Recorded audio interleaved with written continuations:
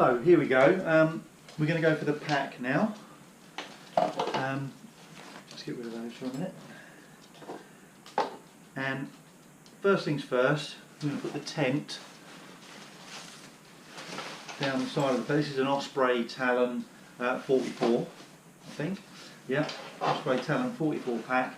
And the tent is just going to go down the side of it. Make sure all the straps are loosened before you start packing your pack. There's plenty of straps on these things, so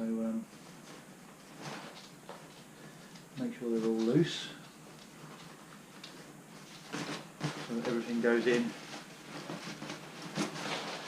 properly.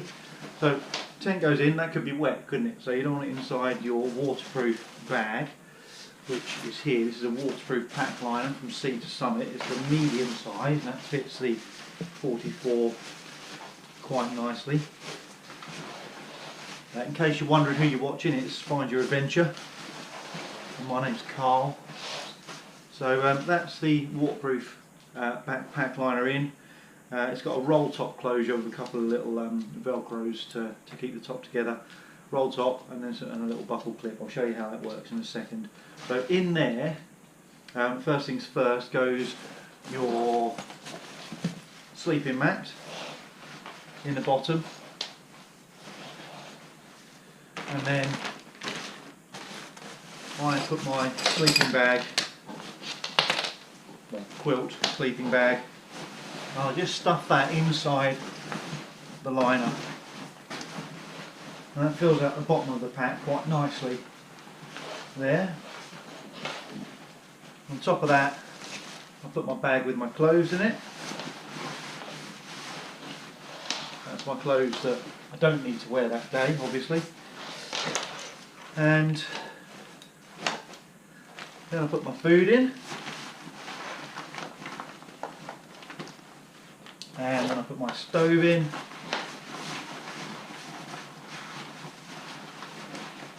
Try and keep the stove near to the back of the rucksack, the bit that's along the side of the rucksack there.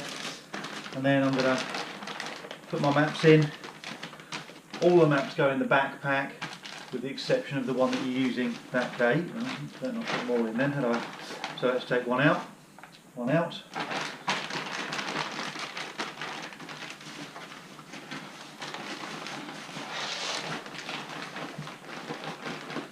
Push it in nice and tight so it's all compact and doesn't shake about. That's the way to do that.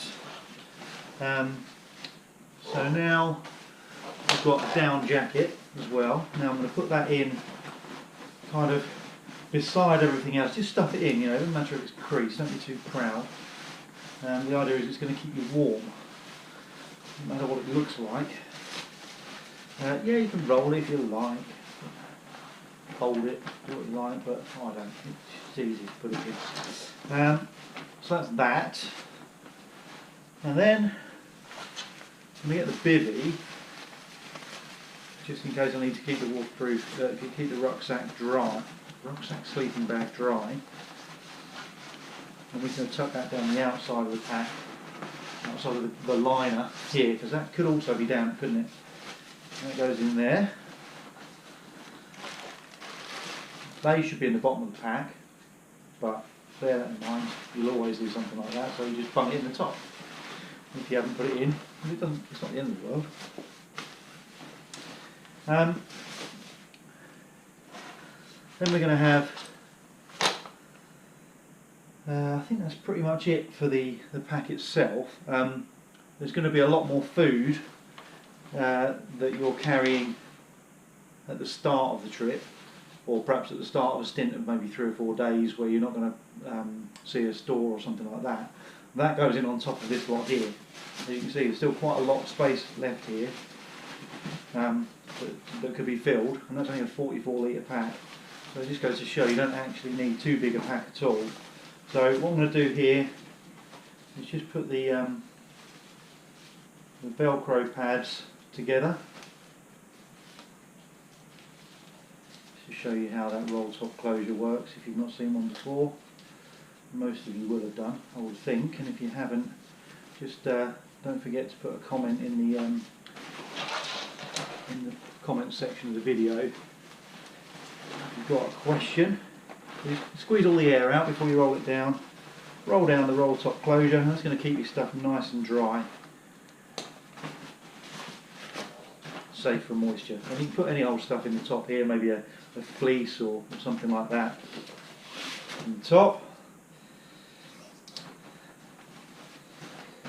That's that. Obviously your rucksack might be a bit different to mine. Mine's got quite a few little compression straps on it. I just tuck those under the strap itself so they don't flail about in the wind. So that's the main compartment. In the top compartment I'm going to put my sort of odds and sods and repair kit and batteries in this mesh pocket at the back. Now you'll have to find something suitable if yours doesn't have this.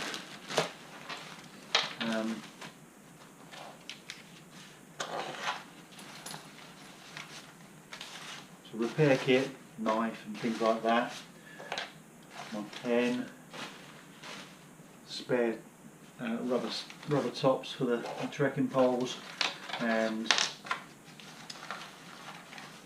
here what are they called?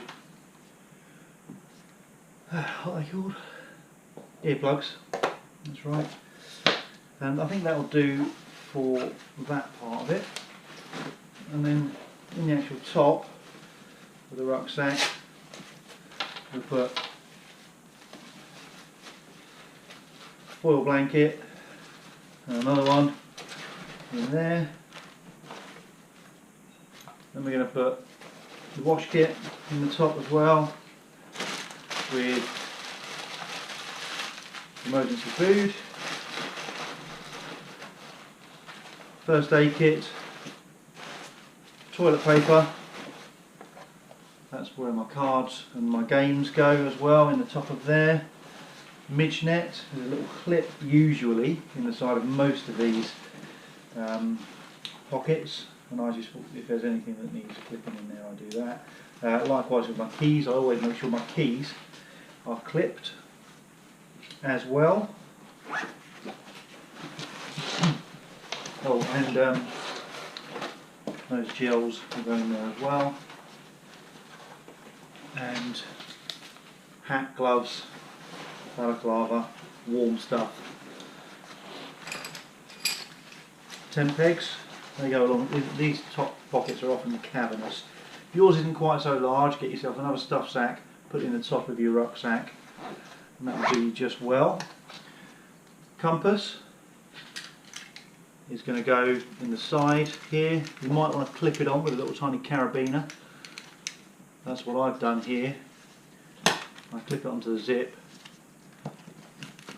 put the compass in the side pocket, and that's that bit done there. I was going to put these in here as well, but there's actually another place you can put the sponges, so you can keep it away from the dry stuff that's in your pack. And that's just in an Osprey pack. There's just a little packet, like a slot here, where you can put a hydration bladder. I don't use one, but you can put a hydration pack in there. So I can put my sponge in there. Sleeping bag liner. Do you know what? I'm not going to take it this time, because I take it and I never use it, so that's going in there. And I've forgotten the hand warmers, so I think I'll put those in with the repair kit there, where it's nice and handy. Next up is to just put the waterproofs on the outside of the pack. And usually there's a stretchy rubber elastic pocket on the back. That's where my waterproofs go. And also, if I carry a spare pair of shoes for the night, like a pair of Crocs or something like that, or flip-flop, they will go in there as well. So that's what I would tend to do. I'm just going to stuff that in there.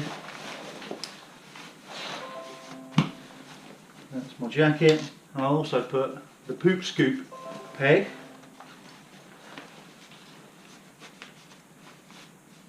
in the back, and again that's got a little clip on the end of it like I showed you before in part 1, and that goes on there. I'm going to clip that part of it shut. The waterproof rucksack cover has also got a clip on it, and I always clip that on to one of the straps on the back of the rucksack, because if that blows away, nothing's staying dry at all. It's not totally, it doesn't make your pack totally waterproof, but it does keep the worst of the water off. And I'm just going to squash that inside that outer pack there, the outer pocket there, and then I'm going to clip the lid on.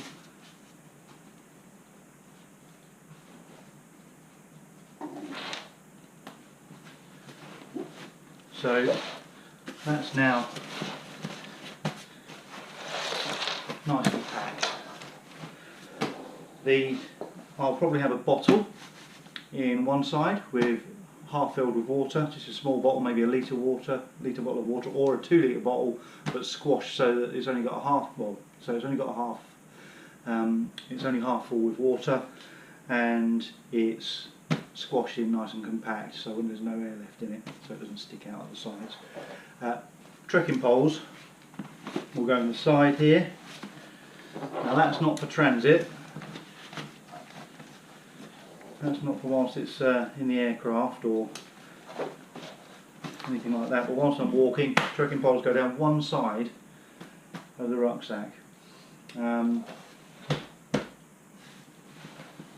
That's just about it. What I will sometimes have is 500 ml of whiskey there in this pocket.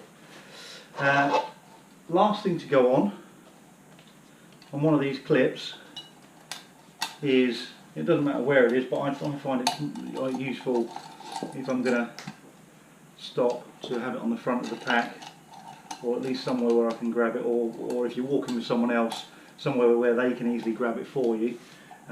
If you are walking with someone else, it's really useful, or really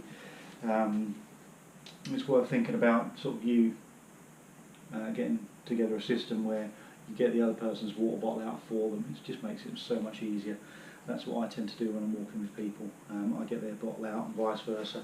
It works quite well. So yeah, there we go. We've got the rucksack straps. There's a clip on the top there, and actually, you know, if that gets in your way, just move it down somewhere. So that's the pack. And then what I tend to put in here is, in the waist pack, is stuff that I'm going to need during the day. So that might be the map, it might be a little baggie full of food to eat for the day, and my phone will go in there, perhaps even the power pack as well with the charging cable, just so I can really access power if the battery loses power during the day. A couple of stretchy pouches there, and then the rucksack goes on.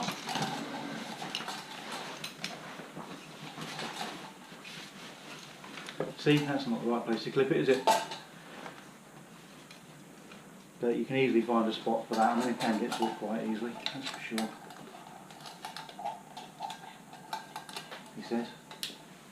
So I could clip that onto here. I could even put it inside